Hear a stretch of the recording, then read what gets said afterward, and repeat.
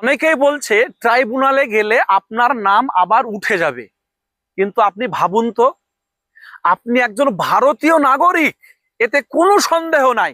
আপনার কাছে পুক্তা ডকুমেন্টস আছে, যেটা নরেন্দ্র মোদীরও নাই। কিন্তু এত পুক্তা সাপোর্ট ডকুমেন্টস থাকার পরেও আপনার নামটা রাতারাতি ভোটার লিস্ট থেকে ডিলিট করে দিল। কারা করলো? যারা বিচারপতি হিসাবে জাজমেন্টে এসছে, যারা ইনকোয়ারি করছে। আপনি যদি ট্রাইব্যুনালে গিয়ে অ্যাপ্লাই করেন, আবার তো তাদের কাছেই অ্যাপ্লাই করবেন, তাহলে আপনার নাম যে পুনরায় আবার ভোটার লিস্টে উঠবে এর কোনো গ্যারেন্টি নেই।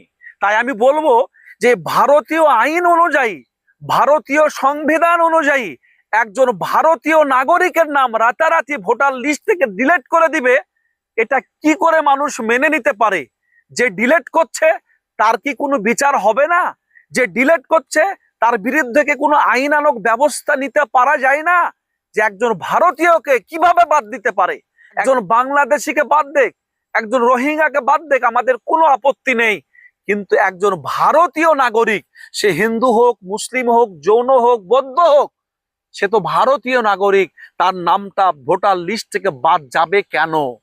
উপযুক্ত কারণ কেন আপনারা উল্লেখ করছেন না? যে এর পক্ষে ভারতীয় কোনো ডকুমেন্টস পাইনি। কিন্তু না, দেখা যাচ্ছে টোটাল ডকুমেন্টস দেখার পরেও আপনাদের ইচ্ছা মতো এই নামগুলোকে ডিলিট করছেন। এটা কিন্তু বাংলার মানুষ সহ্য করবে না। এটা নিয়ে কিন্তু বৃহত্তম আন্দোলন হবে, কারণ এই ভারতীয়রা কখনোই এটা বরদাস্ত করবে না যে আমি ভারতীয় আর আমাকে বাংলাদেশি বা অন্য দেশি বলে নামটাকে ডিলিট করে দিবে। এই অপবাদ একজন ভারতীয় কখনোই সহ্য করতে পারবে না।